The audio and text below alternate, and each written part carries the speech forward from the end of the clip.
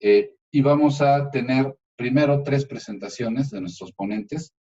Los iré presentando uno por uno, su currículum para que los conozcan, si algunos de ustedes no los conocen. Y gradualmente iremos avanzando en el tema. La pregunta fundamental que nos convoca es, ¿cuál es la situación de los organismos de los proveedores de servicio de agua potable y saneamiento, particularmente en México? ¿Y qué podemos esperar como resultado de esta crisis del COVID en diferentes aspectos? En primer término, Juan Carlos Valencia nos va a hablar de la situación general de los organismos, cómo están y qué respuesta está ocurriendo y puede ocurrir posteriormente a esta crisis de COVID-19. Posteriormente hablaremos de 2 temas fundamentales. ¿Cómo está afectando la presencia de un virus tan peligroso como el que estamos enfrentando ahora? ¿Cómo está afectando el proceso de potabilización y luego el proceso de tratamiento de aguas residuales? Esos 2 temas, uno después del otro, los presentará el doctor Benito Corona Vázquez y el doctor Guillermo Ernesto Valquerizo Araya. Bueno, pues sin más, voy a introducir a nuestro primer ponente, el maestro Juan Carlos Valencia. Juan Carlos Valencia Vargas es ingeniero industrial por la Universidad Autónoma del Estado de Morelos y maestro en ingeniería por la Universidad Nacional Autónoma de México. Es fellow del programa LEED International del Colegio de México y tiene varios diplomados por la Universidad de California en Berkeley, por el ITAM, por el Instituto Tecnológico de Monterrey, entre otros. Cuenta con casi 3 décadas de experiencia en el sector hídrico. Entre los puestos en los que ha destacado, en la Comisión Nacional del Agua se desempeñó como gerente nacional de planeación hidráulica, como director después del organismo de Cuenca en Balsas y como gerente de programación en la regional Aguas del Valle de México, entre otros. En la Comisión Estatal del Agua de Morelos fue secretario ejecutivo y en la Asociación Nacional de Empresas de Agua y Saneamiento, o ANEAS, fue director general. En el Instituto Mexicano de Tecnología del Agua desarrolló su tesis de licenciatura y maestría, con la que ganó el Premio Nacional Banobras. Actualmente es director general de Acuator, Consultoría de Desarrollo de Infraestructura, profesor de la Maestría Hidráulica del UNAM y consultor en diversas empresas y organizaciones como el Banco Interamericano de Desarrollo y la Fundación Gonzalo Rivera-Runte. Es presidente del Consejo Consultivo de la Asociación Mexicana de Hidráulica en Morelos y distinguido miembro de la AMH Nacional y columnista del periódico El Sol, con una columna en la que recurrentemente nos pone a pensar sobre temas relacionados con agua. Su columna se denomina precisamente así, Agua para Todos. Bienvenido, Juan Carlos, y voy a poner tu presentación para que puedas hacer tu intervención. Dispones de 20 minutos. Sí, muchísimas gracias, doctor. Agradezco la invitación de la Cátedra UNESCO, la invitación de la Universidad de las Américas de poder compartir con mis colegas este panel y poder platicar con todos los asistentes sobre cuál es la perspectiva que se visualiza para los sistemas de agua y saneamiento en México después de esta pandemia. Ya desde antes los sistemas de agua en nuestro país enfrentaban retos muy importantes, muy difíciles de resolver. Se presenta la pandemia y ahora se ven sujetos a una presión mucho mayor. Incluso durante la presencia de esta pandemia, se les ha pedido, por ejemplo, que no corten el agua, dado que una de las principales recomendaciones para evitar la propagación del virus es el lavado constante de manos, la higiene constante, es una de las principales formas de evitar la propagación. Se les pide a los sistemas de agua que, por ejemplo, no suspendan el servicio por falta de pago. Pero bueno, ya de por sí, ya desde antes tenían problemas financieros muy severos, como vamos a ver en un momento más. Ahora se les exige incluso que no tengan ingresos, pero no se les disminuye ningún gasto. La Comisión Federal de Electricidad, por ejemplo, dijo que no podía reducir ningún pago, que tenía que obligar a todo el mundo a pagar y el que no pagara, pues iba a ser suspendido el servicio, ¿no? Igual los insumos que requieren los sistemas se han visto sujetos a un incremento en precio, en fin. Ya de por sí tenían problemas muy severos y esta pandemia los pone en una situación bastante crítica. Eso es lo que vamos a revisar el día de hoy aquí en esta presentación. Si me haces favor de pasar a la siguiente. Miren, el tema es tan relevante a nivel global que es el tema que produce un mayor impacto en el número de muertes por desastres a nivel global. Esta gráfica que ustedes ven ahí es una gráfica que publica las Naciones Unidas, la Organización de las Naciones Unidas, en el documento Desarrollo de los Recursos Hídricos del año 2019, el pasado, y lo que es mostrar el número de personas que resultan afectadas, pierden la vida o que son afectadas sus bienes, diferentes fenómenos. De izquierda a derecha, primero vienen los fenómenos relacionados con el agua, el acceso al agua y saneamiento adecuados, se puede leer por columnas, el impacto de las sequías, el impacto de las inundaciones, después los sismos y epidemias y conflictos armados. Cada uno de estos fenómenos genera un número de personas afectadas por su presencia a nivel global. Si se fijan en la segunda línea, las que pierden la vida. El mayor número de personas que pierden la vida por estos fenómenos son aquellos que son afectados por agua y saneamiento inadecuados. 780 personas mueren al año por el uso o por el acceso a agua y saneamiento inadecuado. 780,000. Eso es 10 más que generan todos los conflictos armados a nivel global. Hasta la derecha viene el dato de los conflictos. Son 75,000 muertes asociadas a las guerras a nivel global. Y son 780,000 muertes asociadas al acceso al agua y saneamiento inadecuados. El impacto, pues, que tiene este tema, no solo en nuestro país, sino a nivel global, es un impacto sumamente relevante. La que sigue, por favor. Esto se debe pues principalmente al uso de fuentes, o al uso de agua de mala calidad. Las fuentes de agua potable que se están utilizando a nivel global, no solo en nuestro país, tienden a ser aguas cada vez menos seguras en términos de calidad. Esta imagen también viene en el World Water Development Report del 2019 de Naciones Unidas, y se muestra las concentraciones o los puntos donde se presenta contaminación grave por coliformes fecales. Este es en particular el tema de coliformes fecales. Las concentraciones estimadas en las aguas de las fuentes, de los ríos, en África, América Latina y Asia. Ustedes pueden ver ahí, el tema no es solo un tema de nuestro país, es un tema y una preocupación a nivel global. La que sigue, por favor. En México, la situación es similar a la que ocurre en el resto del mundo. En México, el acceso a agua y saneamiento inadecuados es la principal causa de enfermedades diarreicas.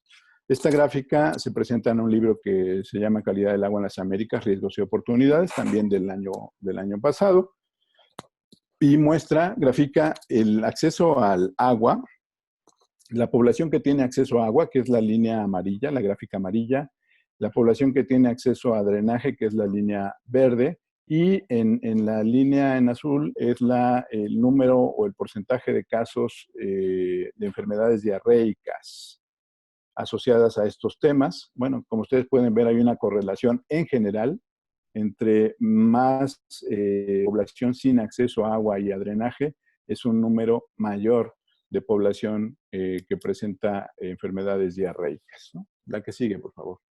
Y la causa es pues similar, es la misma, el acceso o el uso de fuentes de agua inadecuadas, fuentes de agua cada vez más contaminadas. Esta es una gráfica que muestra el indicador de coliformes fecales. Los puntos que están en rojo son los puntos que están fuertemente contaminados, de acuerdo con la información que proporciona la Comisión Nacional del Agua. Esta gráfica coincide en general con la que vimos al principio a nivel global. La que sigue, por favor. Es tan importante el tema que ya se ha establecido como un derecho humano. En las Naciones Unidas fue desde el 2010, en julio del 2010, donde en una Asamblea General de la Organización de las Naciones Unidas se estableció el agua como un derecho humano. México, un par de años después, en febrero del año 2012, lo establece en la Constitución, en su Constitución Política de los Estados Unidos Mexicanos, en su artículo 4, lo modifica para establecer al agua y al saneamiento como derechos humanos.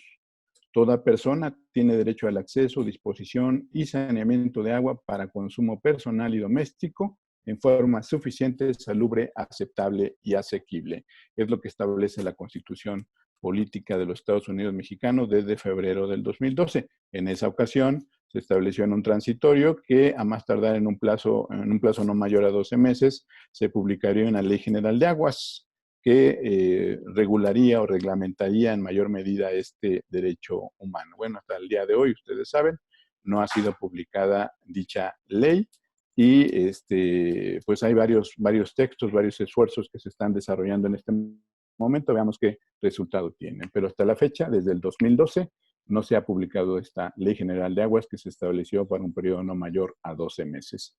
La que sigue, por favor. Es tan importante el tema que es uno de los objetivos de desarrollo sostenible de la Organización de las Naciones Unidas, el objetivo 6. Agua limpia y saneamiento es uno de los objetivos que se han planteado, de los 17 objetivos de desarrollo sostenible que se han planteado a nivel global para trabajar en ellos durante los próximos años, ¿no? Y este objetivo contribuye a alcanzar otros y otros contribuyen a alcanzar este. Tienen una correlación difícil de diluir o de dividir. La que sigue, por favor. En este marco, los sistemas de agua y saneamiento en México tienen ya desde antes de la pandemia, como mencionaba al principio, retos muy complejos y muy difíciles de resolver. Uno esperaría que a partir de establecer en la Constitución, en febrero del 2012, al agua como un derecho humano, todo se alineó, la población tuviera acceso a estos servicios básicos. Pero no ha ocurrido así. De hecho, ha ocurrido exactamente lo contrario. Poner un derecho humano en la Constitución no garantiza de ninguna manera que ese derecho humano se va a hacer realidad. Necesitamos hacer operativo ese derecho humano que se prevé o que se establece en la Constitución. La que sigue, por favor. La población, miren, estos son los resultados del módulo de hogares y medio ambiente, una encuesta que hace el INEGI. Esta es la del 2017, acaban de salir publicados del 2019, pero todavía no he tenido la oportunidad de revisar bien sus resultados. La población percibe que el agua que recibe en su casa, más de la mitad de la población percibe que no es de buena calidad. Solo el 49% percibe que es de buena calidad. Su confianza en relación con la salud, es decir, si tomar esa agua es sano, es salubre, solo el 45% considera que sí el agua es buena. La presión, 51% considera que es buena, el resto considera que es mala o regular. La continuidad en el suministro, 55% de la población considera que es buena, la continuidad, 45% de la población considera que es mala o regular. En fin, hay una percepción de la población del servicio de agua potable que es mala en general y es cada vez peor. En el mejor de los escenarios, la mitad de la población considera que es buena y la otra mitad considera que es mala o regular. Pero creo que es más bien una cuestión de que se han ido acostumbrando a recibir un mal servicio. No es cuestión de que estén recibiendo en realidad un buen servicio, sino que se han acostumbrado a recibir un mal servicio. La que sigue, por favor. Dentro de la problemática que tienen los sistemas de agua potable y saneamiento en el país, hay varios aspectos que voy a ir revisando en este momento. La cobertura, la calidad del servicio, la continuidad, el costo, etcétera, etcétera, etcétera. Vamos a ir viendo. Las coberturas aparentemente en nuestro país, digo aparentemente porque vamos a ver un poquito más adelante que no es tan real, pero aparentemente las coberturas en nuestro país son muy buenas. Han venido creciendo de manera muy importante en las últimas décadas, en los últimos quinquenios, que es cada vez que medimos con un censo o con un conteo de población y vivienda, cuánta población tiene acceso al agua, ¿no? Entonces, aparentemente son buenas. 94.4% de la población cuenta con servicio de agua potable y 91.4% cuenta con servicio de alcantarillado. Sin embargo, sin considerar nada más allá que solo estas coberturas, Todavía 8.9 millones de mexicanos no cuentan con el servicio de agua potable y 10.5 millones de mexicanos no cuentan con el servicio de alcantarillado. La que sigue, por favor. Exactamente. Aparentemente las coberturas de agua potable en el país son buenas, aparentemente, pero en realidad el que tengan un tubo que pasa frente a su casa no significa que reciben agua. El 86% de la población en México, de acuerdo con la encuesta del INEGI, no recibe agua continua, de manera continua, solo el 14%, es decir, 103 millones de mexicanos reciben agua de manera discontinua, de manera tandeada. Puede ser unas horas al día o puede ser unas horas, unos días al mes, ¿no? La que sigue, por favor. Y el que reciba agua tampoco significa que reciba agua de buena calidad. De hecho, el 76% de la población, de acuerdo con esta encuesta, no toma el agua que recibe en sus hogares. 76% de la población toma agua embotellada. Solo un 20% dijo beber agua de la red pública. El resto o toma agua de garrafón o de botella o toma agua de alguna otra fuente. ¿Y por qué no toma agua de la llave? Porque el 69% contestó que es más saludable, el 20% dijo que no le gusta el sabor o el color del agua que recibe de la red y el 5% dijo que es la única forma que tiene de tener agua. Además de que la población no confía en la calidad del agua que está recibiendo en su casa, no confía que es agua potable, que es agua que pueda beber, le resulta mucho más costoso acceder de esta manera al servicio de agua potable. En promedio, la población paga mensualmente por consumo de agua embotellada casi 207 pesos, cuando en comparación paga en promedio del agua de la red pública 163 pesos. Es decir, paga por un lado el agua de la red porque sí la utiliza para sus servicios, para el servicio de limpieza, para lavar los trastes, para ese tipo de cuestiones, pero para beber gasta del orden de 207 pesos, que es lo que consume en garrafones o en agua embotellada. La que sigue, por favor. La tarifa es un tema que ha llevado a los organismos operadores a tener un margen de operación negativo que sigue incrementándose, o más bien sigue siendo cada vez más negativo con el paso del tiempo, porque la determinación de las tarifas en muchos de los estados tiene la obligación de pasar por los congresos locales o por algún mecanismo político de aprobación de la tarifa. Y eso, pues nadie quiere pagar el costo político de incrementar una tarifa de agua potable. Pero ¿por qué la energía eléctrica, por ejemplo, pues a cada rato nos suben el costo de la energía eléctrica, la telefonía, etcétera? El resto de los servicios sí suben, porque ninguno tiene un mecanismo de aprobación como el que tienen las tarifas de agua potable. Es indispensable para que los organismos puedan mejorar su margen de operación, que puedan al menos ir actualizando sus tarifas de manera automática, porque sus insumos están subiendo, por ejemplo, y ellos no pueden subir la tarifa porque no se aprueba en la gran mayoría de los casos. Entonces, pues cada vez su déficit, que ya era grande, su déficit es cada vez mayor. La que sigue, por favor. Su eficiencia. La eficiencia de los organismos es sumamente baja. Dado que sus ingresos, los ingresos que tienen, no son suficientes ni siquiera para dar una adecuada operación y mantenimiento a la infraestructura que existe, la infraestructura se va deteriorando cada vez más y se va volviendo cada vez más frágil, cada vez más ineficiente. Se producen más fugas, por ejemplo.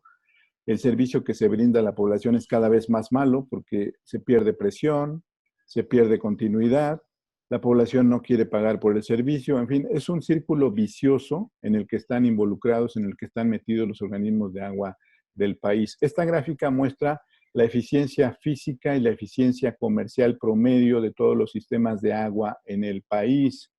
La eficiencia física nos indica que se tiene una eficiencia física promedio del orden del 55%. ¿Qué significa esto? De cada 100 litros de agua que salen de una fuente, un pozo, un manantial, una presa, De cada 100 litros de agua que salen de una fuente, solo 55 llegan hasta nuestros hogares, hasta las casas para las que está destinado este recurso. 45% del agua se pierde en fugas. Y la eficiencia comercial nos dice que anda del orden del 75%, es decir, uno de cada 4 usuarios del agua no paga por su recibo de agua. Si multiplicamos la eficiencia comercial por la eficiencia física, nos da una eficiencia global del 40%. ¿Qué significa esta eficiencia global? Que de cada 100 litros de agua que salen de una fuente, solo 40 representan un ingreso para el organismo que presta el servicio. 45% del agua que sale de la fuente se pierde en fugas y otro tanto del que sí llega a las casas no se paga, no se cobra, no se recibe ningún ingreso. Eso nos da una eficiencia global de tan solo el 40%. 40 de cada 100 litros representa un ingreso para el organismo. Y los representa con una tarifa que, como ya vimos hace rato, es una tarifa altamente rezagada. Por lo tanto, esto da como resultado que los organismos tengan ingresos apenas suficientes para ir sobreviviendo día con día. Cada vez les cuesta más trabajo pagar la energía eléctrica y eso se refleja en los cortes de energía que hace la CFE. Cada vez les cuesta más trabajo pagar la nómina, pagar los aguinaldos, etcétera, etcétera, etcétera. La que sigue, por favor. De manera, pues, que esto ha dado como resultado que el 95% de los organismos de agua del país operen con márgenes de operación negativos. Es decir, no tienen ingresos suficientes ni siquiera para pagar lo que cuesta operar el sistema. No tienen ingresos suficientes ni siquiera para pagar la operación adecuada de las bombas, del personal, los salarios, etcétera, etcétera, etcétera. Este es un estudio que se hizo hace algunos años para los 69 municipios con una población mayor de 50,000 habitantes. Se tomó esta muestra de 69 municipios para las localidades de más de 50,000 habitantes y tan solo 8 de las 69 tenían un margen de operación positivo. El resto estaba operando con ingresos insuficientes para dar siquiera una adecuada operación y algunos con un margen sumamente negativo, arriba del 100%, arriba del 150%, hay muchos organismos. Y estos son los organismos grandes, los de localidades con más de 50,000 habitantes. Los organismos pequeños se encuentran en condiciones todavía peores. La que sigue, por favor. Por si esto fuera poco, desde que se implementó el derecho humano al agua ya en 2012, los presupuestos, uno pensaría que si se establece en la Constitución es porque todo se va a alinear para que la población pueda tener una mayor oportunidad de tener acceso a agua potable de calidad, en continuidad y en cantidad adecuadas, pero pues ha ocurrido algo extraño. A partir de entonces, los presupuestos, de hecho, a partir del 2016 a la fecha, los presupuestos que se han destinado, los subsidios que el gobierno federal destinaba a los sistemas de agua y saneamiento en el país han venido disminuyendo. En el 2016 fueron 12,500 millones de pesos. En el 2020 anda en los 2,585. Se redujo en un 90%, más de un 80%, los subsidios, los recursos que se destinaban a obras de agua, drenaje y saneamiento en los municipios. La que sigue, por favor. Y contrario, los subsidios vienen a la baja, los apoyos para los organismos que prestan el servicio vienen a la baja, pero los costos vienen a la alza. La tarifa de energía eléctrica se duplicó en muchos de los casos. Con la reforma energética, los sistemas operadores de agua dejaron de recibir una tarifa especial y fueron clasificados dentro de la misma clasificación en la que se tiene a las industrias, por ejemplo. Entonces, pues pagan como si fueran una industria cualquiera, una industria no, una empresa no social, sino una empresa que está obteniendo una utilidad por el servicio que brinda.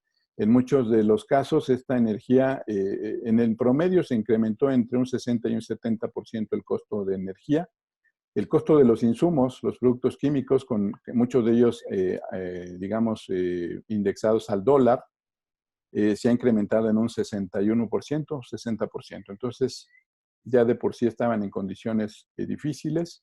se presentó el tema del incremento de la energía y el tema del incremento de los insumos, y todavía el margen operativo disminuyó aún más, se hizo más negativo todavía. La que sigue. La contaminación viene al alza. Cuando no se puede pagar la energía eléctrica de todo lo que se tiene, el organismo operador lo primero que deja de pagar es la energía eléctrica de las plantas de tratamiento. Lo primero que deja de operar es la planta de tratamiento. Y la descarga de aguas negras sin tratamiento a los cuerpos receptores de propiedad nacional viene a la alza. La que sigue, por favor. Esta información es de la propia Comisión Nacional del Agua. Y bueno, ahora se están presentando, bueno, no ahora, hace ya varios años se ha estado estudiando el tema de los contaminantes emergentes, estos contaminantes que se presentan cada vez en mayor medida, que se encuentran en sustancias farmacéuticas, hormonas, cuestiones de esta naturaleza. Este es un estudio que se hizo para el Distrito Federal.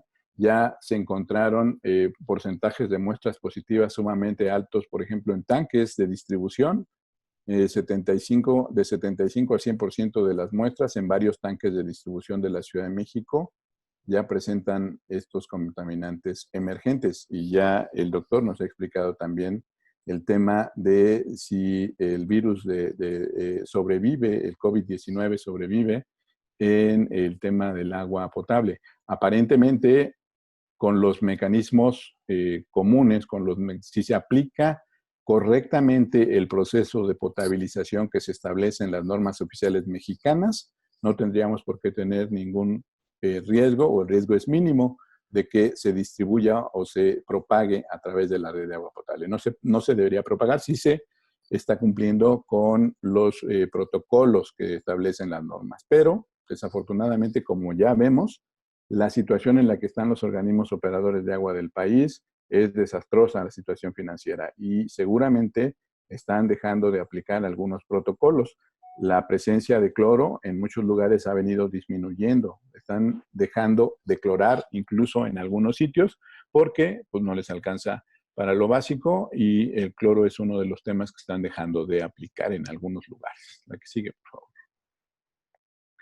De manera pues que, aunque aparentemente tenemos una buena cobertura, el agua no llega a las casas, al menos no llega de manera continua. La calidad que llega a las casas no es la adecuada. 3 de cada 4 mexicanos considera que el agua no es sana para beber. Se pierde el 45% del agua en fugas. 1 de cada 4 usuarios no paga por su recibo de agua. Los subsidios federales han disminuido casi de un 90% a la fecha. La contaminación de los cuerpos de agua a la alza. En fin, el 95% de los organismos operan con un margen de operación negativo. Y apareció el COVID-19. En esta pandemia se les pidió a los organismos operadores que no suspendieran el servicio, que al contrario mejoraran la operación que estaban haciendo. Estábamos en la peor temporada del estiaje. Marzo, abril y mayo son las peores temporadas, la etapa más crítica del estiaje. Es cuando la escasez de agua es mayor, porque es naturalmente el tiempo en el que ha transcurrido más tiempo sin que se presenten lluvias. De manera natural, los pozos disminuyen su aportación, los manantiales disminuyen su aportación, el esfuerzo, la fuerza, la presión a la que se tiene que someter a los equipos es mayor para satisfacer la demanda. La demanda crece porque es la época de más calor y se presenta el COVID, todo el mundo a sus casas, entonces la demanda de agua en los hogares sube, aunque la demanda de agua en los comercios baja. Y eso tiene dos impactos. Por un lado, los organismos tienen que meter más presión a sus equipos, que ya son muy viejos, que están muy deteriorados, muchos se dañaron, y por otro lado, dejan de percibir ingresos porque se les pidió que no se suspendiera el servicio por falta de pago, cosa que es muy, muy, muy válida, siempre y cuando se le brinde a los organismos un mecanismo adicional, un mecanismo distinto para poder seguir operando, porque no se le suspendió, por ejemplo, el cobro de la energía eléctrica, ¿no? Bueno, el COVID, tenemos a la fecha, el día de hoy, 124.301 contagios identificados, casi 14.650 muertes confirmadas por este coronavirus, por el COVID, y los estados más afectados son los que se muestran en esta gráfica, de acuerdo con esta información del semáforo que tenemos todos los días. La que sigue, por favor. Esto va a afectar a los organismos en dos sentidos. Primero, porque van a dejar de percibir ingresos. Hasta antes de la pandemia, 3 de cada 4 personas pagaban su recibo de agua. Uno no lo pagaba. Se estima que se va a incrementar el número de personas que van a dejar de pagar su recibo, porque pues van perdiendo el empleo. Se estima que 1.8 millones de personas van a perder su empleo. De acuerdo con cifras oficiales, entre marzo y abril se perdieron 707,000 empleos, de acuerdo con cifras oficiales. En todo el año se estima que se perderán del orden de 1.2 a 1.8 millones de empleos formales. Si consideramos que la mitad de la población en el país está en la economía informal, más de la mitad, pues esta cantidad se va a duplicar. Estamos hablando de 3.6 millones de personas que se van a quedar sin empleo y que seguramente van a dejar de pagar algunos servicios. Y seguramente no van a dejar de pagar la luz porque esa se las cortan, no van a dejar de pagar otros servicios, pero sí van a dejar en muchos casos de pagar el agua. La que sigue, por favor. Y lo peor es que también se estima que van a cerrar más de 1 millón de empresas y este es el principal ingreso de los organismos operadores de agua. Muchos de ellos viven más bien no de las tarifas domésticas, no de lo que pagamos nosotros en nuestros hogares, sino de lo que pagan las empresas que reciben el servicio de agua potable a través de un organismo operador. Y si más de 1 millón de empresas van a cerrar, empresas, llámese comercios, pequeños comercios, servicios, etcétera, el panorama de ingresos para los organismos operadores, pues no se presenta nada positivo. La que sigue, por favor. De hecho, se estima, los especialistas pronostican un escenario de un -6 y un -8% de crecimiento del Producto Interno Bruto. Pero para los organismos operadores de agua del país, esto puede representar una caída de entre el 24 y 32% de sus ingresos. Casi una tercera parte de sus ingresos podría representar este escenario económico planteado por esta pandemia. Ya desde antes no tenían ingresos suficientes para operar adecuadamente los sistemas y por eso la infraestructura se va deteriorando cada vez más y por eso el servicio tan malo que se recibe y por eso la calidad del agua y por eso la falta de continuidad. Bueno, ahora con 32% o entre 25 y 32% de sus ingresos menos, pues el panorama, insisto, no es nada positivo. La que sigue, por favor. Ahora, ¿qué es lo que tienen que hacer los organismos? La que sigue, por favor. Son pues básicamente 2 recomendaciones, bueno, 2 diapositivas con recomendaciones.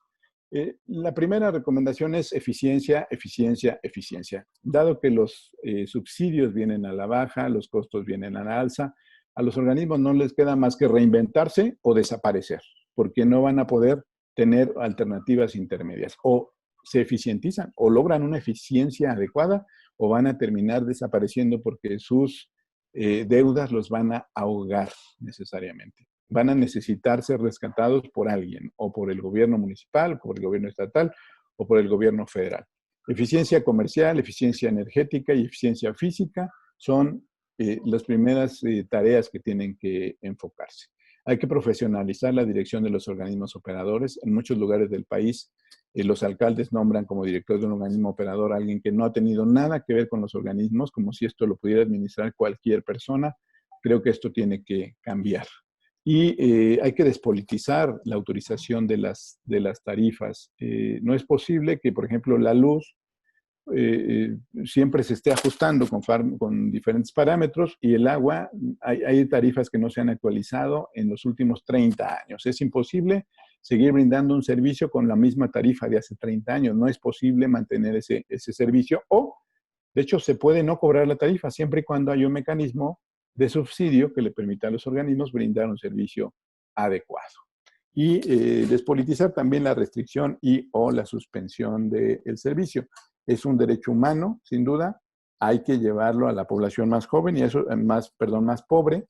No es necesario diseñar, la que sigue, por favor, es necesario diseñar mecanismos que nos permitan no excluir a los más pobres. Es necesario cobrar por el agua, cobrar lo que cuesta llevar el servicio a toda la población, pero es necesario también diseñar mecanismos que nos permitan darle agua a la población de más bajos ingresos, a la población en pobreza extrema, que es un gran porcentaje en nuestro país. Entonces, que es un derecho humano, es necesario brindar ese servicio, pero tenemos que diseñar los mecanismos adecuados para que esto pueda lograrse. La que sigue, por favor.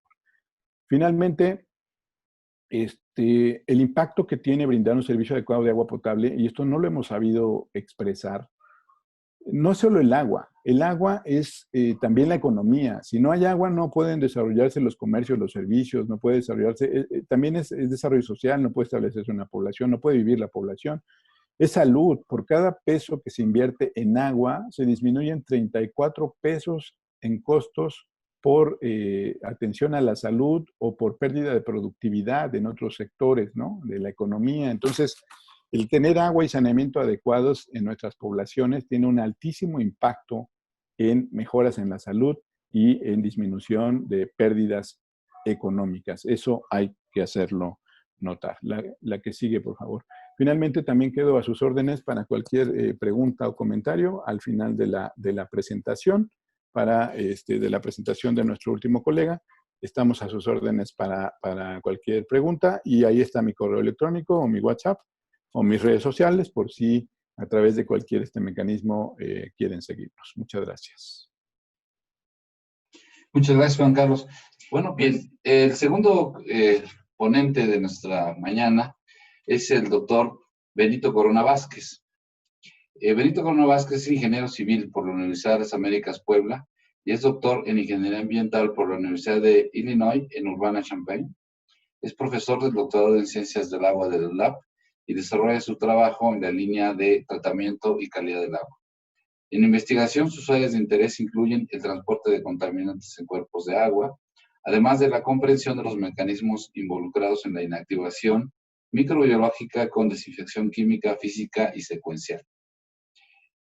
Actualmente se desempeña como profesor y director académico del Departamento de Ingeniería Civil y Ambiental de la UTLAP y es miembro de la Cátedra UNESCO en Riesgos Hidrometeorológicos.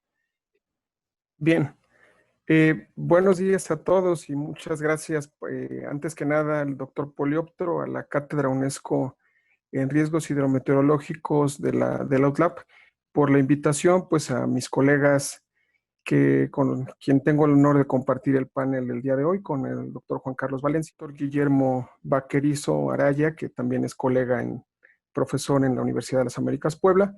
Y pues bien, voy a mostrar rápidamente algunas láminas que preparé y que pues tienen la intención de poner en contexto el tema que nos ocupa, el saber cuáles son realmente los retos que representa la presencia y este nuevo brote epidémico del virus del COVID-19 para lo que es el tratamiento de agua potable. Como mencionaba el doctor Martínez, mi colega, el doctor Vaquerizo, él hablará sobre tratamiento de agua residual.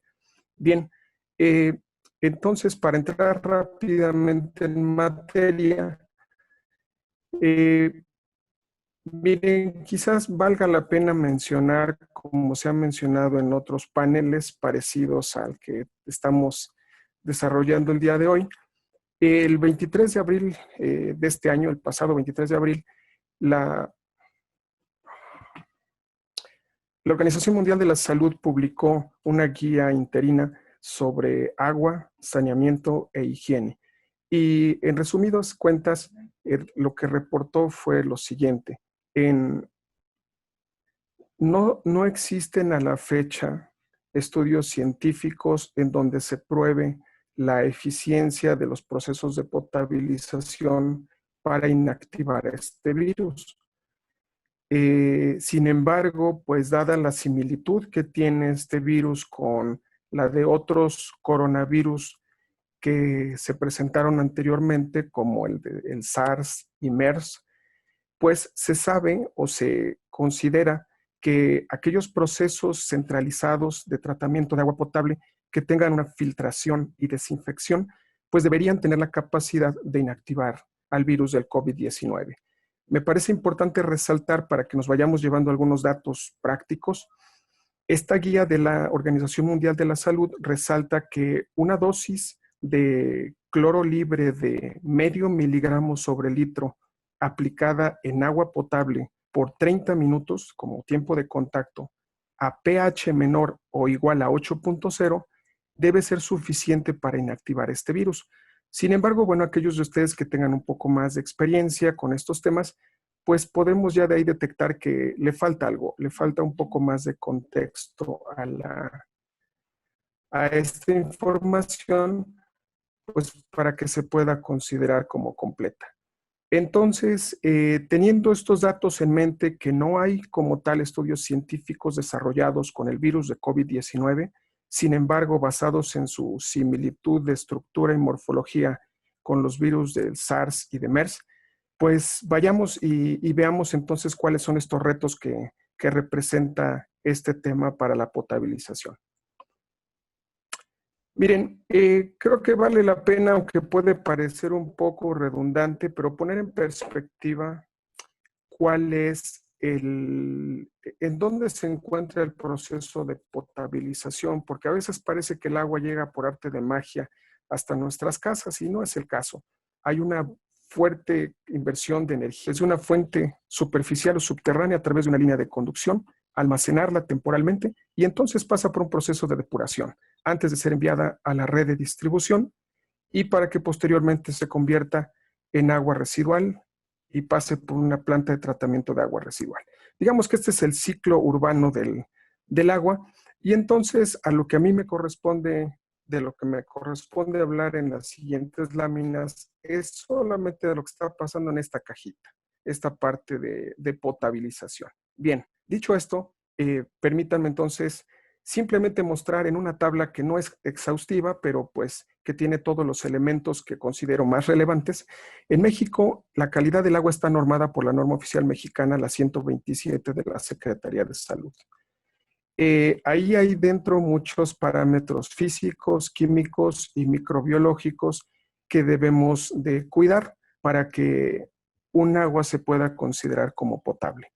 Por ahora, el tema de la sesión tiene que ver solamente con microorganismos patógenos, como es el caso del virus del COVID-19, y en eso me voy a centrar, pero si resulta que hay algunas preguntas al respecto, por supuesto que podemos entrar en detalle en cualquiera de los otros temas. Miren, tenía yo el dilema de preparar una lámina como esta, pero porque parece muy sencilla, parece como de primaria, pero creo que nos da mucha perspectiva y a ver si están de acuerdo conmigo. Miren, en México, entonces estamos regulando como organismos, como microorganismos indicadores a los coliformes fecales. No olvidemos entonces que los coliformes fecales pues son esas bacterias que viven en nuestro tracto gastrointestinal y que pues cuando vamos al baño y los excretamos en varios cientos de miles. Entonces, estos coliformes fecales pueden o no ser patógenos. En realidad hay algunos serotipos que pueden ser patógenos, pero son buenos indicadores porque su presencia en el agua potable significa que esa agua estuvo en contacto con materia fecal. Sin embargo, bueno, pues sabemos que hay varios tipos de enterovirus que sí pueden también estar alojados en el tracto gastrointestinal, sin embargo, que en perspectiva pues son mucho más pequeños. Aquí traté de dibujarlos a lo mejor a escala que pude. Si una bacteria mide una micra de largo y más o menos una media micra de ancho, el virus del COVID-19 pues está reportado con tamaños entre 50 y 200 nanómetros. Entonces, dicho esto, cataloga como una nanopartícula. Bien, en el mundo, no solamente viendo el contexto nacional, en el mundo está regulado Cryptosporidium parvum, que es un protozoario y que comparado con los otros dos microorganismos que acabamos de mencionar, pues es un gigante, ¿no? Este mide más o menos 5 micras. ¿Y por qué es importante el tamaño? Bueno, porque se considera que aquellos sólidos que llegan a tener un tamaño aproximado de 0.45 micras hacia abajo, se considera que están disueltos en el agua y que pues sería muy complicado removerlos por efectos de la gravedad. Entonces, en ese sentido, pues parece que el tema de tratar protozoarios pues no debería ser tan complicado y entonces tratar virus sí puede representar en ese sentido un reto. Miren, olvidé mostrarles estas micrografías de algunas bacterias, de Cryptosporidium. Estas micrografías son mías, pero por cierto, si alguien está interesado en tener las láminas, les cedo los derechos de autor con mucho gusto. Bien, miren, trate también de pensar cómo podría ser más ágil este tema y cómo podría mostrar rápidamente cómo se hace, en qué consiste un proceso de potabilización convencional. Entonces, si me tienen un poquito de paciencia y me ayudan a trabajar este tema, miren, esto es un ejercicio que trabajo en ocasiones en el salón de clase, pero que me parece que nos va a ayudar a darnos un poquito más de contexto. A ver, tengo en principio un vaso de agua, un cuerpo de agua que está limpio, y lo voy a contaminar intencionalmente con algunos contaminantes físicos, algunos químicos y algunos biológicos. A esto, de manera natural, todos estos contaminantes tienen una carga electrostática negativa. Entonces, si yo los trato de aglutinar, pues se repelen porque tienen cargas iguales, cargas negativas. Entonces, para que pueda yo empezar a aglutinarlos y hacerlos más grandotes, lo que tengo que hacer es tengo que agregarles pues una carga positiva, es un catión. Lo que se usa en la práctica es el sulfato de aluminio o alumbre o cloruro férrico, son los tradicionales. Le agregas, claro que si se te pasa la mano, pues ahora cambiaste las cargas negativas por cargas positivas. Bien. Agitas rápidamente para que el coagulante haga su trabajo y eso se llama coagulación. Bien. En un siguiente paso, le bajas las revoluciones a tu agitado, ahora haces una mezcla lenta y vas a ver cómo entonces empiezan a aglutinar estos sólidos. Eso se llama floculación. Ya casi llegamos entonces a los temas que tenemos que revisar para COVID. Posteriormente, ya los sólidos son de mayor tamaño y ahora los puedo remover por sedimentación. Penúltimo paso del tratamiento convencional es la filtración. Ahora voy a pasar agua a través de un par de capas, usualmente de un filtro multimedia, que es material granulado,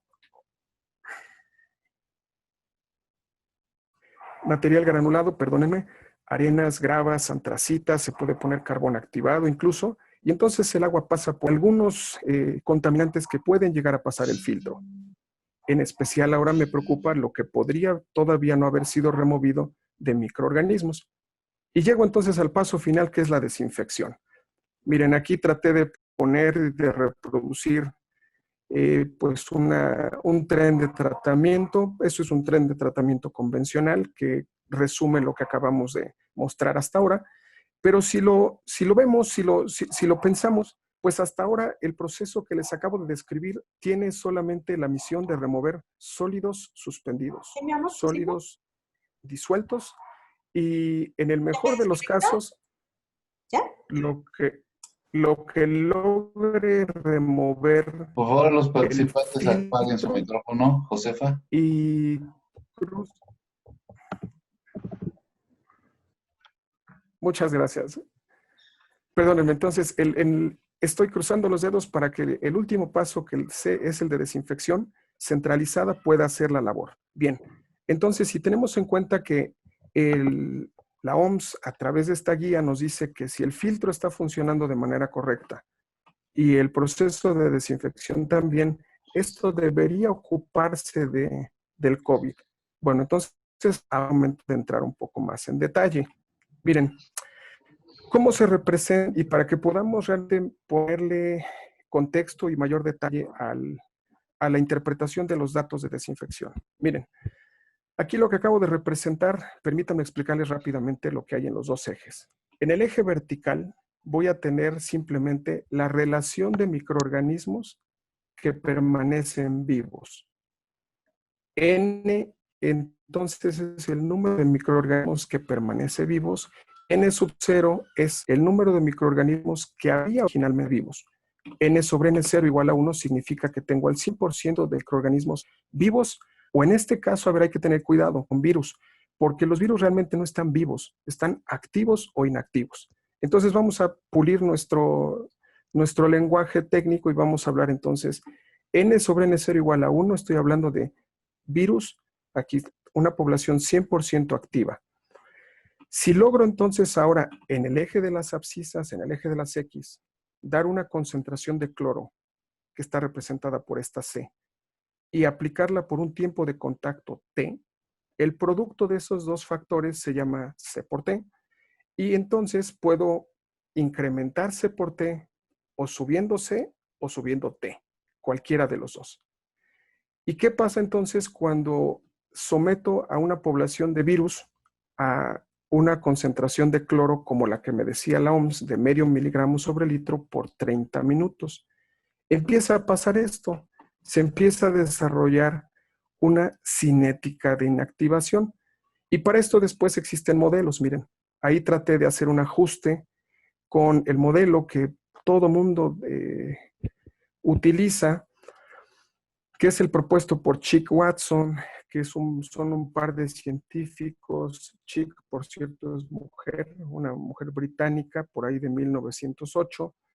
Lo que propusieron fue que esto es una reacción química, la rapidez con la que se están muriendo estos microorganismos.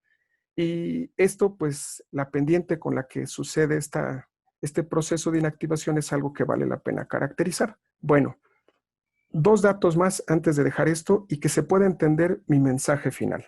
Veamos. N sobre N0, entonces dijimos igual a 1, es todos los microorganismos vivos, ¿cierto? O activos en el caso de virus. Ahora, ¿qué sucede cuando yo busco el valor de C por T que corresponde al 99% de inactivación de algún microorganismo? Ojo, a ver, aquí hay que tener cuidado. ¿Qué población de microorganismos activos o potencialmente infecciosos tenías al inicio? Pues mira, si excretas virus en millones, pues parece que 99% de inactivación pues es bastante bueno, pero lo que siempre comento cuando tengo oportunidad, bueno, ¿y cuánto es el 1% de varios millones? Porque eso es lo que estás dejando vivos. Entonces, aguas, porque hay que tener cuidado, porque las dosis que usualmente se reportan para inactivación de microorganismos vienen referidas a 99% de inactivación, pero entonces hay que tener cuidado con los porcentajes. Bien. Para ir cerrando esta participación, esta tabla, esta gráfica la reproduje de un libro clásico de tratamiento de agua que utilizo con los estudiantes del doctorado en ciencias del agua, que varios de ellos están aquí acompañándonos el día de hoy. Y me gustaría enfocar solamente al recuadro rojo porque es el desinfectante más utilizado en México, cloro libre. En la vertical es la dosis, el C por T que se requiere para inactivar 99% de estos microorganismos que aparecen aquí. Si recuerdan, al inicio hablábamos de Cryptosporidium parvum, que es, pues antes del COVID-19, del virus del COVID-19, era la estrella de la película. Era el más resistente de todos y sigue siendo el más resistente a cloro libre. Vean que necesitamos dosis del orden de 5,000 miligramos minuto litro para inactivar 99% de Cryptosporidium parvum. ¿En dónde se encuentra el grueso de los virus? Miren, el primero más resistente que vamos a encontrar es el poliovirus, que es un tipo de enterovirus. Ya podríamos entrar más en detalle. Pero adenovirus se encuentran por acá en la parte baja. ¿Qué es lo que nos está diciendo entonces esto? Que en términos de desinfección, inactivar virus, incluido el virus del COVID-19, no es ningún reto. Si nosotros respetamos las dosis establecidas para inactivar protozoarios, entonces estamos cubiertos de lejos para poder inactivar a estos virus si se llegaran a presentar en un cuerpo de agua. Hay que tener cuidado entonces dónde se ubican en esta escala los coliformes, porque es cierto que algunas plantas pues se enfocan en activar erróneamente solamente coliformes. Último mensaje antes de mi lámina de agradecimiento es el siguiente. Miren, un error clásico que se puede incurrir. A veces no tenemos en cuenta que cuando agregamos cloro en forma de cloro gas o en forma de hipoclorito de sodio, lo que estamos agregando es un ácido débil. Y este ácido, en el momento en el que echamos hipoclorito de sodio o clorogas al agua, rápidamente forma las especies con las que, pongamos, se siente más cómodo, dependiendo del pH que pueda tener el agua. Este recuadro naranja es importante porque es el rango de pH en el que tenemos a lo que consideramos agua potable, de 6 a 8.5. ¿Qué pasa si nosotros agregamos cloro? Pues las dos especies predominantes van a ser esta cosa que aparece aquí que se llama HOCl, que su nombre correcto es ácido hipocloroso, y el ion hipoclorito, el OCl-. Mensaje práctico. El OCl- no sirve para nada en términos de desinfección. Tiene un porcentaje germicida muy bajito, casi nulo. Lo que podamos tener en forma de HOCl es lo que realmente sirve. Entonces, ¿qué pasa si tú dosificas cloro a un pH arriba de 8 u 8.5? Estás desperdiciando tu cloro. Realmente tienes una fracción útil de cloro muy, muy pequeñita.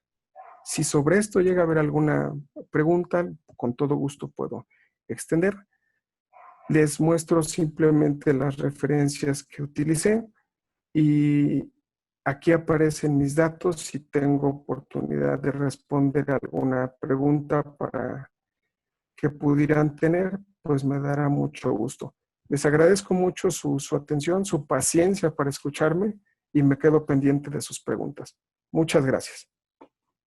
Muchas gracias, doctor Corona. Doy paso a nuestro último ponente, el doctor Guillermo Vaquerizo Araya. Es doctor en Medio Ambiente y Recursos Naturales por la Universidad Politécnica de Cataluña. Ha desarrollado una amplia carrera en muchos países, en Chile, en España, en Estados Unidos y en Francia, en temas relacionados con tratamiento biológico de aguas residuales, ya sean municipales o industriales. La digestión anaerobia de residuos orgánicos, la producción de biocombustibles a partir de residuos orgánicos y la biofiltración de efluentes gaseosos y de olores. En estas líneas de investigación ha participado en más de 20 proyectos de investigación nacionales e internacionales. Ha sido investigador de excelencia en la Unidad de Biotecnología del Instituto Politécnico Nacional y director de investigación del Instituto Nacional de Investigación en Ciencias y Tecnologías para el Medio Ambiente y la Agricultura en Francia, donde fungió como responsable del proyecto EcoPetar, financiado por la Agencia del Agua de Francia y diseñado para optimizar la operación de las grandes plantas de tratamiento de aguas residuales a través de la modelización completa del proceso. Y recientemente tenemos el gusto de que se ha incorporado como profesor titular en el Departamento de Ingeniería Química Ambiental y de Alimentos de la Universidad de las Américas, Puebla. Tiene usted el uso de la palabra, doctor Vaquerizo.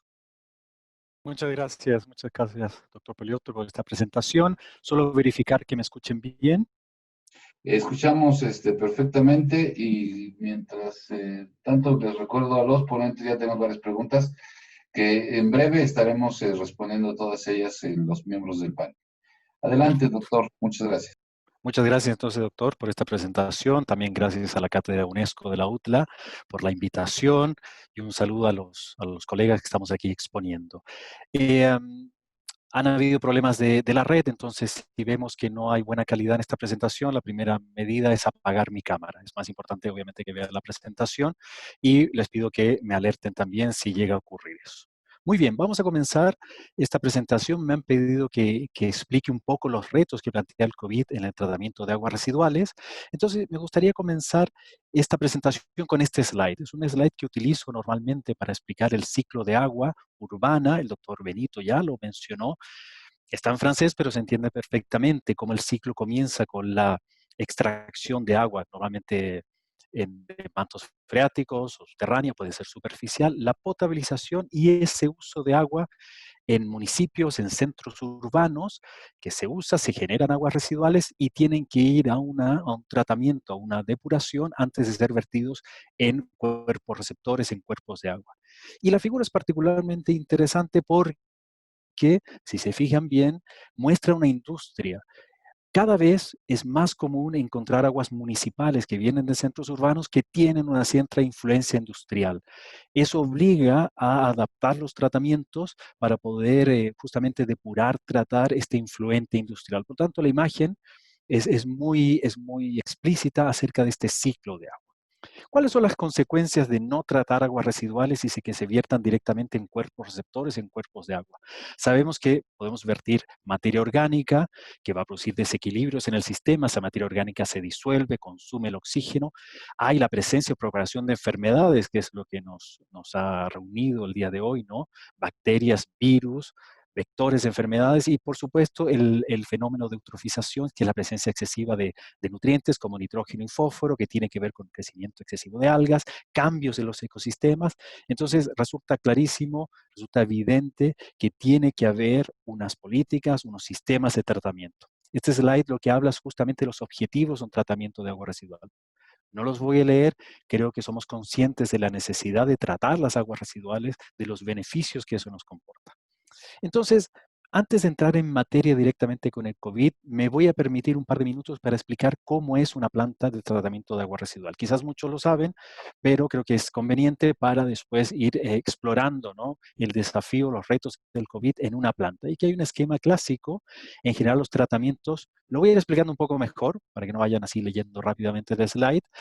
Se dividen en tratamientos preliminares, que es simplemente este cribado que elimina grandes objetos que pueden llegar a la planta y la pueden dañar en sus maquinarias, en sus procesos, y después tratamientos primarios, secundarios y terciarios. ¿Qué son los primarios? Los primarios son tratamientos físico-químicos que lo que hacen es separar una cantidad de lodos, ¿de acuerdo? Se genera algo que se conoce como lodos primarios. Hay una buena remoción de materia orgánica, de otro tipo de contaminantes, y esa agua que sale del proceso de clarificación, de decantación, del proceso físico-químico, entra a lo que se conoce como tratamiento secundario. Es aquí donde hay presencia de bacterias, de microorganismos, que se encargan de metabolizar, de degradar materia orgánica, contaminantes, aquella materia orgánica que es efectivamente metabolizable por un microorganismo. Este esquema es de lodos activados. Si se fijan bien, va seguido de un clarificador secundario. Ahí se decanta los lodos, que básicamente están constituidos por bacterias, y se recirculan al sistema. Si no, tendríamos un lavado de las bacterias. Y también hay una extracción. Se extrae una cierta cantidad de lodos que se conocen como lodos secundarios, ya que los anteriores eran los primarios, o lodos biológicos, o lodos activados, si es un sistema de lodos activados.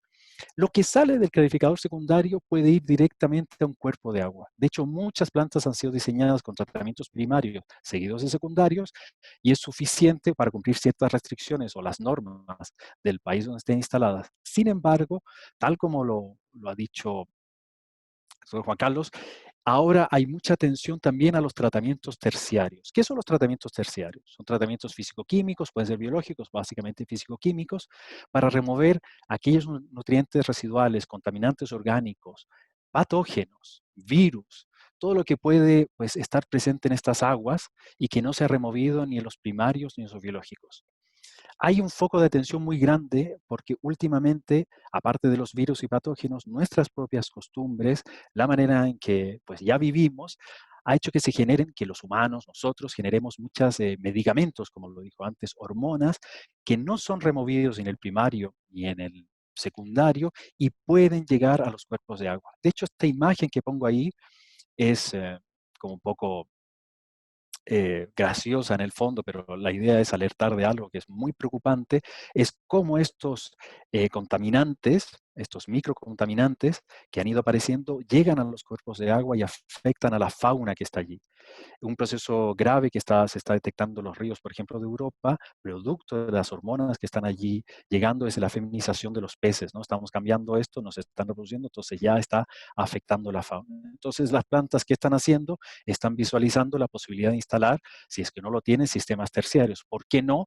Lo hacen per se porque son caros. Lo acabo de decir también, Juan Carlos, son procesos que son más caros y si hay un problema económico de presupuesto de una planta, es uno de los primeros que puede ir, que puede anularse, que puede sacarse, y entonces ahora también hay un foco en estos tratamientos terciarios, cómo hacerlos más óptimos, cómo incorporar otras tecnologías. Vamos a hablar un poco de eso más adelante, porque tiene que ver evidentemente con el COVID y con la eliminación de virus. Y si recuerdan bien, había dos lodos que se generaban, ¿no? Lodos primarios, lodos secundarios. Muchas veces en las plantas nos olvidamos de estos lodos, pero son sumamente importantes ese tratamiento, esa línea de lodos o de fangos. ¿Cuáles son los objetivos, ¿no?, de esta línea o tratamiento de lodos? Pues básicamente proveer de procesos fisicoquímicos y biológicos para estabilizar y concentrar los lodos. Una vez que están concentrados, que tienen menor contenido de agua, por llamarlo directamente, pues abandonan la planta. Entonces, si visualizamos cómo es una planta de tratamiento tiene un input, una entrada que es el agua residual, pero tiene dos salidas. Un efluente, un agua tratada que va a un cuerpo de agua y unos lodos o biosólidos. ¿Cómo se gestiona esto aquí en México? Pues hay dos normas. Bueno, hay más, pero generalmente dos normas.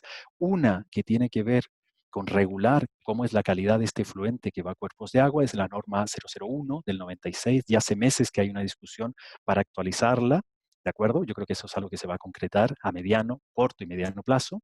Y ahí dice, ¿no?, establece límites para esos contaminantes. Pero también hay una norma para los biosólidos. Bueno, también hay una norma, volviendo a la 001, hay una 003 si se va a reutilizar o si se va a vertir alcantarillas, pero la que más se utiliza es la 001. Y también está la norma 004, que nos habla de qué hacer, cómo establecer especificaciones para estos lodos o biosólidos, cómo aprovecharlos, cómo disponerlos finalmente. Entonces, aquí rápidamente no me voy a extender un poco los parámetros considerados en las normas. En la 1, que tiene que ver con los cuerpos de agua, contaminantes básicos, patógenos. ¿Qué patógenos seguimos? Aquí en México, coliformes fecales y huevos del minto.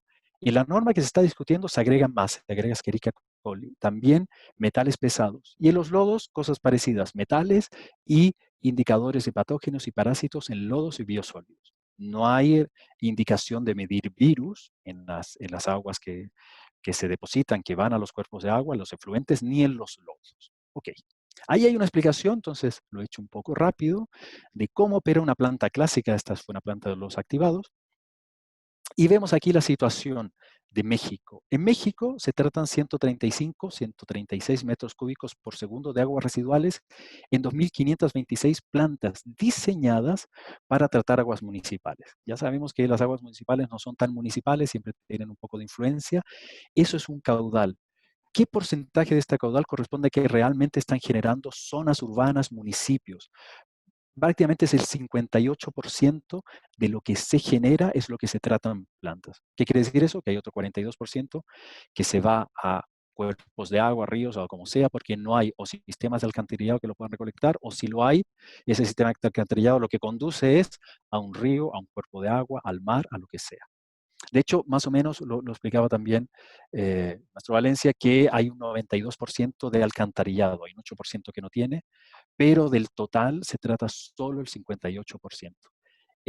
Son los grandes desafíos que enfrenta México para construir sistemas de colección y de recolección y de conducción a las plantas de tratamiento.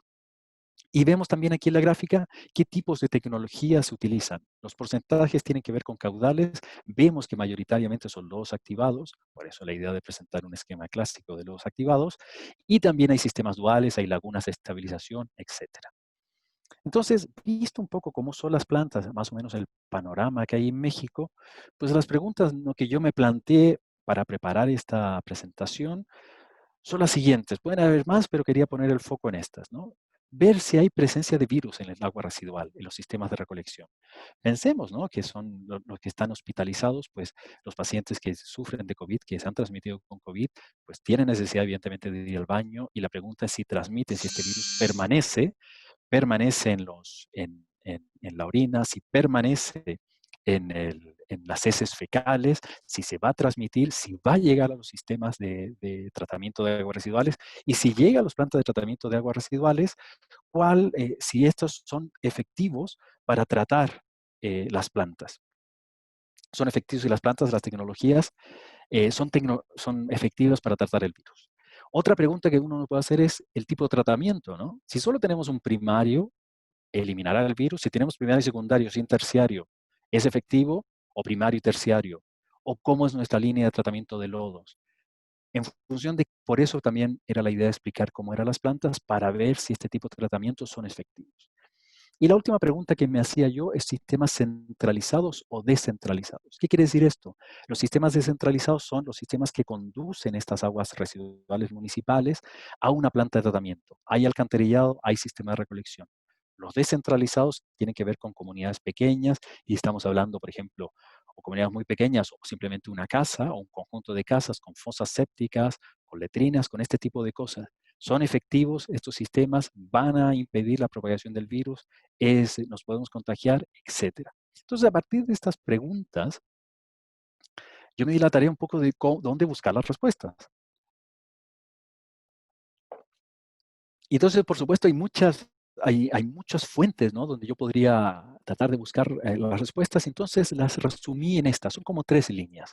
Lo de arriba tiene que ver con organismos, normalmente gubernamentales, pueden ser privados, que se encargan de operar, invertir, gestionar, supervisar, ¿no?, el tratamiento de aguas residuales. La segunda línea es más organismos académicos que están también involucrados con el sector del agua. Y lo último son sitios para académicos, científicos, para ver qué resultados hay ahí.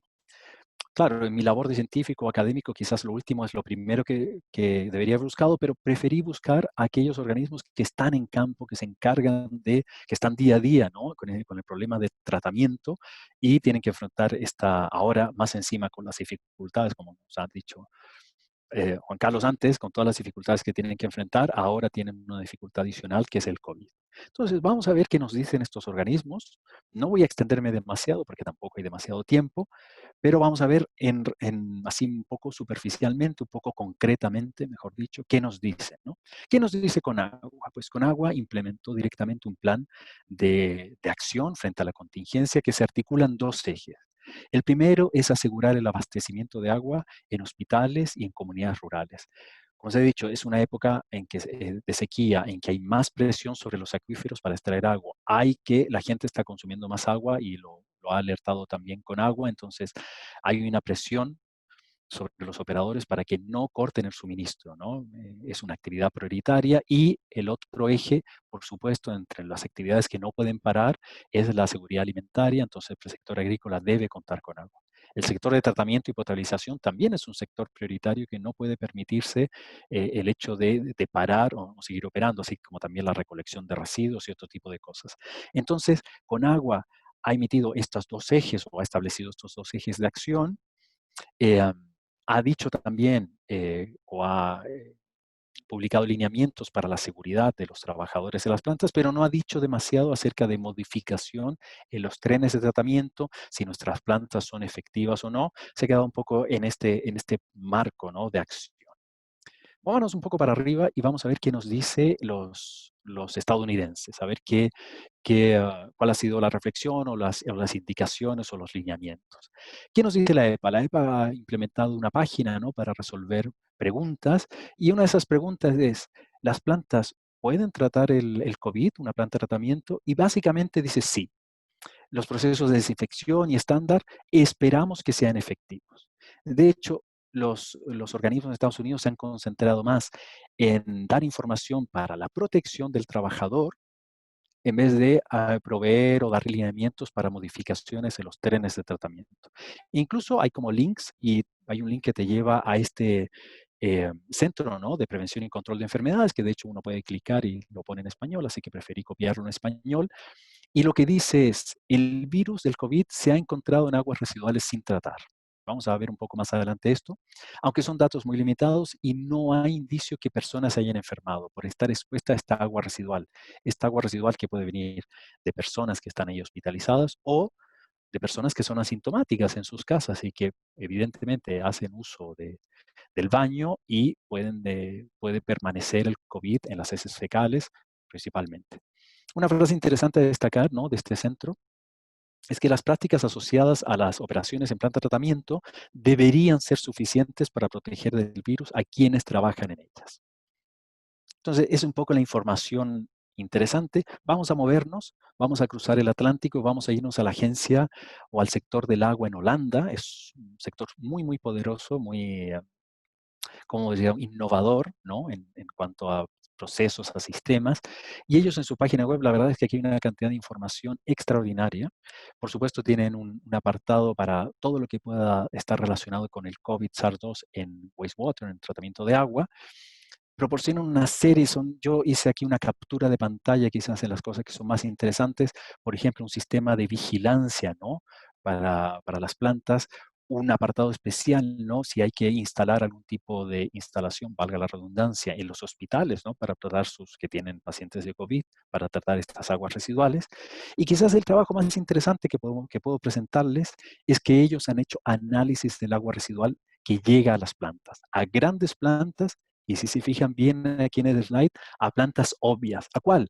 A la que llega desde el aeropuerto de Schiphol. Schiphol es un aeropuerto de conexión obligada o enorme, ¿no? En Europa, para conexiones a todo el mundo, a Asia, a África, Latinoamérica, América, y entonces empezaba a detectarse y este seguimiento, este análisis, este estudio, detectó que al principio no habían trazas, ¿no? Técnicas de PCR para residuos de proteínas, ¿no? Del virus, pero a medida que fue avanzando empezaron a detectar hasta que se volvió más evidente en más o menos el 16 de marzo. Entonces, y además lo que hacen es hacer superponer las curvas, ¿no? De aumento de estas curvas tan famosas, ¿no? Que conocemos tanto, de aumento de casos, y lo superponen, ¿no? Con las trazas de virus que llegan a las plantas y se superponen perfectamente, ¿no? Entonces pueden hacer esta relación entre una cosa y otra. Además, ellos pudieron llevar a cabo este estudio porque trabajan muy de la mano del Instituto de Investigación de Agua de Holanda, que sus siglas son estas, KWR, que además ha implementado toda una serie de preguntas y respuestas acerca de la vigilancia del COVID en sistemas, en alcantarillados y en tratamiento. Tienen un montón de preguntas acerca de cómo se hacen los estudios, cómo se sigue, cómo es el monitoreo, cómo son los tratamientos. La verdad es que es enorme, es una información muy extensa. Además hay link a otros webinars muy buenos también, en que hacen un análisis de la influencia del COVID, del tratamiento y potabilización. Por lo tanto, es muy, muy interesante. Se los recomiendo si quieren profundizar.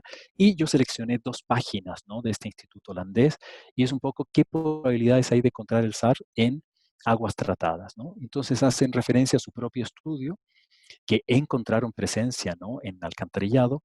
Sin embargo, según ellos, hay otros patógenos que son potencialmente más peligrosos e igual de peligrosos. También se sabe que es muy cuestionable, a pesar que están ahí, que tengan capacidad de infectar y de expandirse o propagarse en el alcantarillado.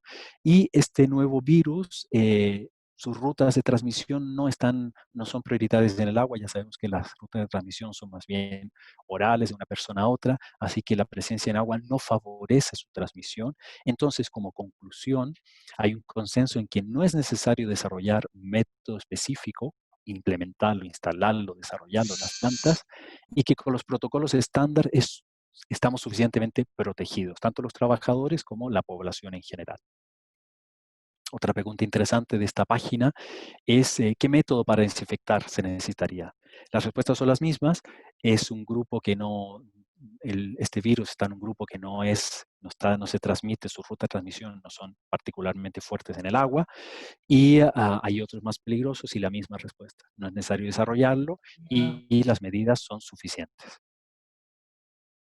Y finalmente, este sector del agua en Holanda nos muestra un poco, nos da un link a la Universidad de Delft, que es una universidad totalmente prestigiosa, donde hay una serie de hechos que ellos corroboran, aquí pueden ver, ¿no? Para la potabilización del agua y una persona ahí que está yendo al baño, ¿no? Entonces, ¿cuál es la probabilidad que sobreviva en la red de alcantarillado, en una planta de tratamiento? Entonces, estos son hechos que ellos superponen a publicaciones en Nature, en buenas revistas, bueno, prestigiosas, para tratar de explicar qué hechos son ciertos y qué no. Y la explicación o el mensaje principal, para no leerlos todos, porque aquí corté un poco el PDF, es que es muy difícil, lo que viene diciendo antes el Centro de Investigación del Agua de Holanda, que no es necesario desarrollar esto, que es una barrera importante en las plantas de tratamiento, que no va a sobrevivir tanto, que en el agua no te puede infectar, no se puede transmitir, no es tan eficaz ni eficiente para hacerlo.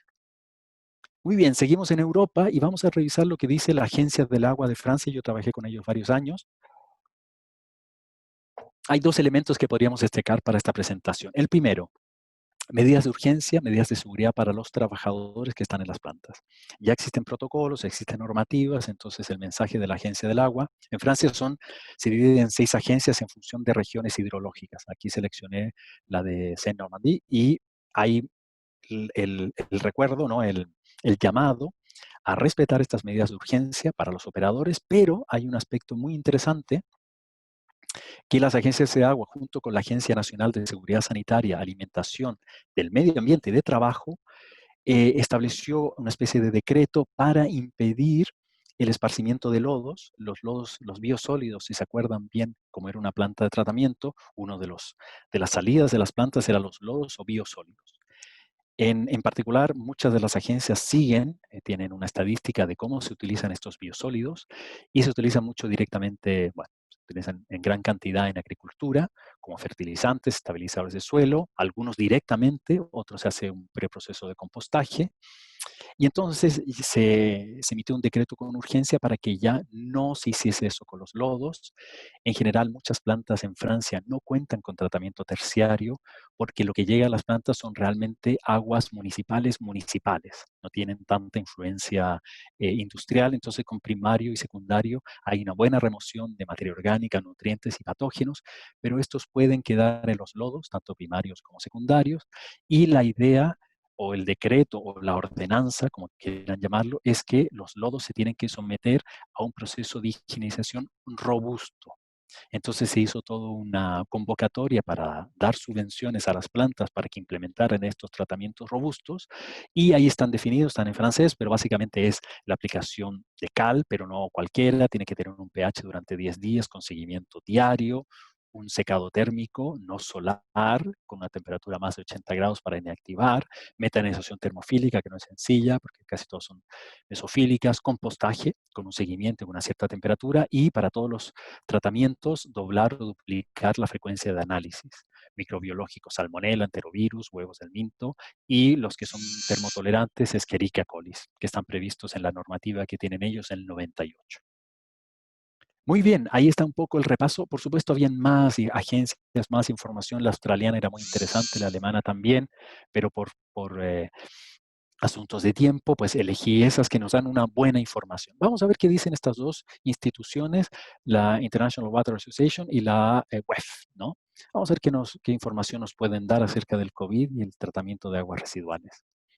La IWA es súper conocida, está implicada en la edición de súper buenos journals donde queremos publicar porque realmente es una muy buena calidad. También está siempre en la colaboración en la organización de los mejores congresos en temas de tratamiento de agua, potabilización, recursos hídricos, hidrológicos, etc. Sin embargo, su página fue un poco decepcionante para mí porque lo que hace es poner recursos y darte links para que te puedas conectar a otras organizaciones, siendo la primera la Organización Mundial de la Salud. Ahí está el Ministerio de Salud de Alemania y muchas más. También estaba algunas que he citado antes. Sin embargo, hay un solo trabajo que podría rescatarse, que es este, que está dentro de lo que ha dedicado la IWA para el COVID, y que es un tratamiento del grupo que se encarga de la planta de Beijing, en colaboración con una universidad, y lo que hicieron ellos fue poner una planta demostrativa, probablemente en la planta misma, tratando un caudal más pequeño, y es un sistema básicamente de cloración, UV y ozonización, que ellos proponen diferentes estrategias, 6 estrategias para tratarlo, y lo que ponen como resultado es que eliminaron 99,99, ¿no?, de coliformes fecales. Fue muy capaz de desinfectar y sobre todo que el COVID no fue detectado en el efluente después de la desinfección. Lo que dicen ellos es que han podido mantener la cloración como a niveles fijos y que han podido regular el tiempo de UV y la concentración de ozono para que sea más barato, ¿no? Que sea más interesante en términos económicos. No dicen cuánto cuesta. Tampoco está publicado, pero yo supongo que la IWA lo incluye en su página porque los autores son miembros de grupos especializados de la IWA, entonces han incluido. No dan demasiados detalles, pero dan este trabajo, ¿no?, en Beijing. Y lo más curioso es que dicen, cuando hubo la pandemia en el pasado, que la enfrentamos, es como algo que hubiera pasado hace tiempo, cuando lo describen, ¿no?, como ya está totalmente superado, ya no entra a las plantas, y pues cuando hubo la pandemia, pues el sistema de terciario avanzado fue capaz de eliminar el virus o inactivarlo, ¿no?, si utilizamos un término correcto, como nos decía el doctor Benito. Otra cosa que te lleva a la IWA es a esta página, ¿no?, que es la Coalición Global para la Investigación del Agua, que lo que hace es copiar un poco lo que dice la Organización Mundial de la Salud. No hay evidencias que se puedan transmitir.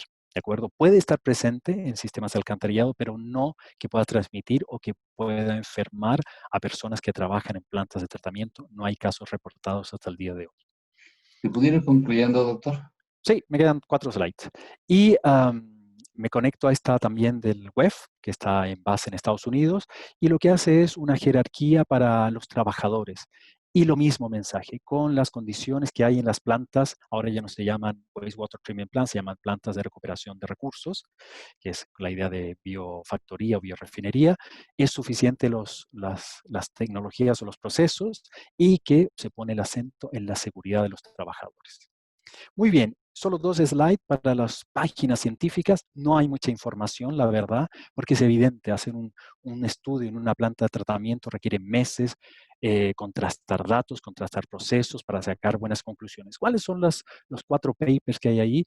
Más bien enfocado a la vigilancia. ¿Cómo va a ser ahora? ¿Cómo va a ser en el futuro? Hay un solo paper que nos habla de cuáles serían las estrategias en hospitales en China, cuando tienen su propia planta de tratamiento, pero son las clásicas, tratamientos terciarios clásicos para tratar in situ esas aguas. Y lo demás, como pueden ver ahí, son sistemas de supervisión.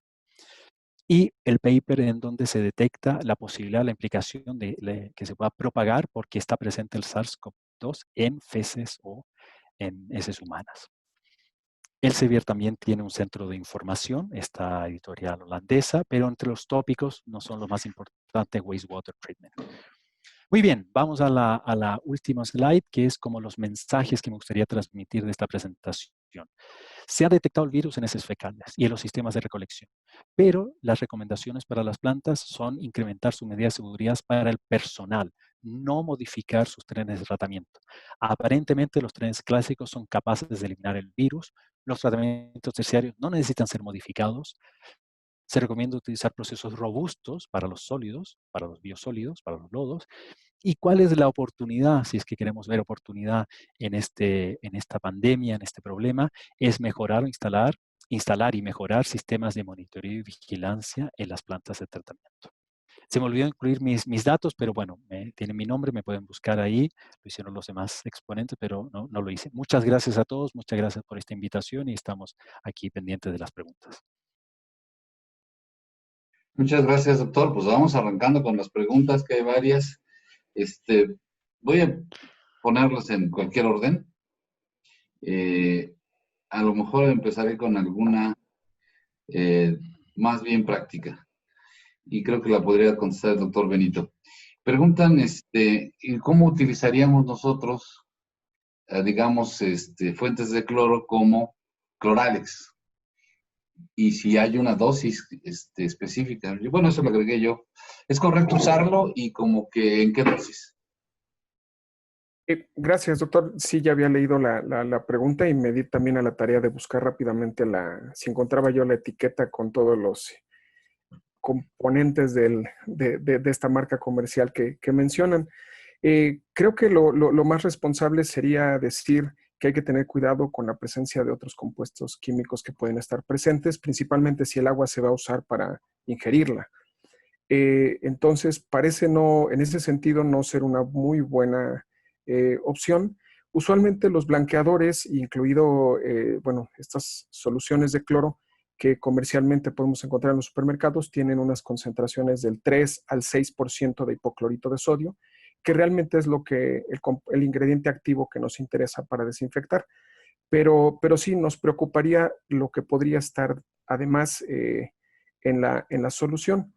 Entonces, con la parte de la dosis que mencionaba, doctor, creo que la recomendación ha sido utilizar un C por T de 15 miligramos minuto litro. Y recordemos ahí que puedes cambiar C o puedes cambiar T. Es decir, si utilizas 1 miligramo sobre litro por 15 minutos o utilizas una concentración muy elevada de cloro, que tampoco sería recomendable, o si hay oportunidad lo comentamos por qué, por un menor tiempo. Pero entonces que la combinación de concentración-tiempo te dé del orden de 15 miligramos minuto litro, que es lo que recomienda la OMS. Muchas gracias, y gracias también por la brevedad en la respuesta. Las que siguen, no sé si van a ser tan breves. Juan Carlos, te voy a sumar 2 preguntas. Una, Casi ya sé cuál es tu respuesta, pero te voy a contar dos, una de Pablo Delgadillo y una de Agustín Ramírez. Pablo dice, en nuestras leyes está que se deben dar los servicios de agua y saneamiento en la calidad y cantidad adecuada, pero los organismos operadores no las cumplen. En los Estados Unidos, en algunas ocasiones, los directores de los organismos operadores, si hacen incumplimientos serios, van a prisión. ¿Convendría hacer lo mismo en México? Y segunda, ¿es la privatización el camino para garantizar la sustentabilidad de los sistemas de agua potable? Ujú. Pues empiezo por la segunda, si te parece, por la de la privatización. Sí. Es una opción, no es la única. Yo he insistido en otros foros que la participación de la iniciativa privada no debe, digamos, descartarse por una cuestión ideológica, pero tampoco debe aceptarse así como así.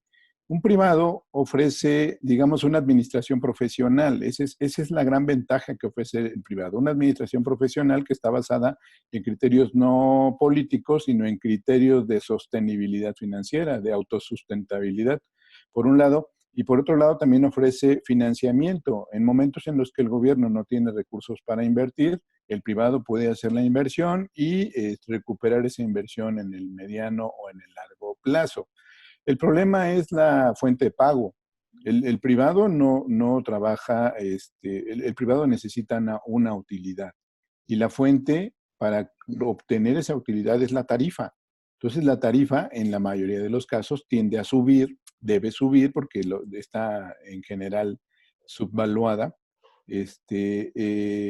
para que el privado pueda tener un ingreso, ¿no? Entonces, y si la fuente de pago es la tarifa, y la tarifa no se puede ajustar de manera automática o de manera técnica, pues entran en funcionamiento otros criterios de pago, que es pues los presupuestos de los municipios o de los gobiernos estatales. Si la garantía son las participaciones municipales o las participaciones estatales, bueno, pues, ¿cuál es el beneficio de incorporar a la iniciativa privada? Se necesitan, puede hacerse la administración a través de un privado, pero también puede hacerse una administración eficiente a través de un organismo público.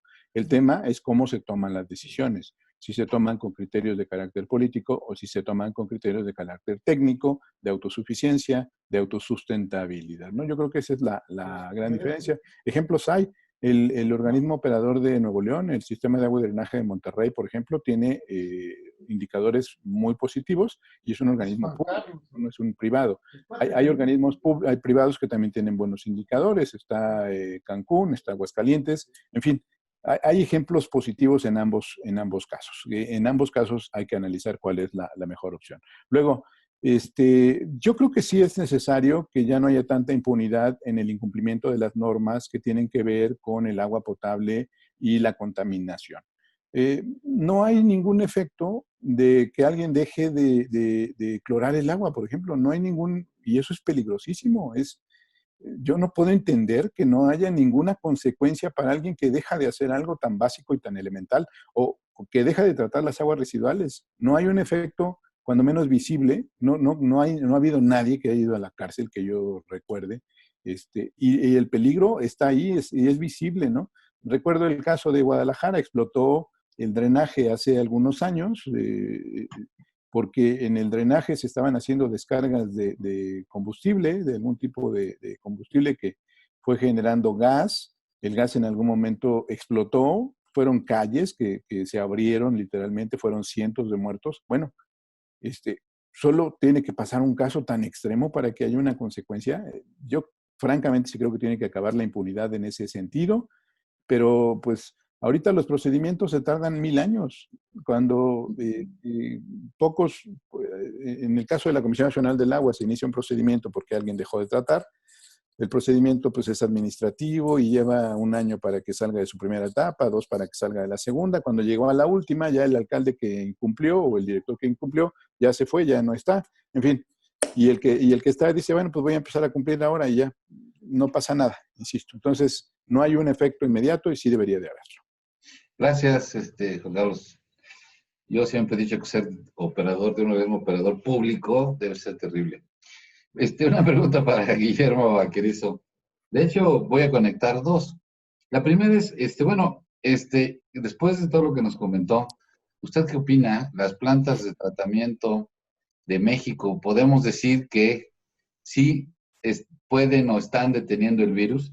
Y la conecto con la segunda, porque hay muchos que son descargas directas, ¿no?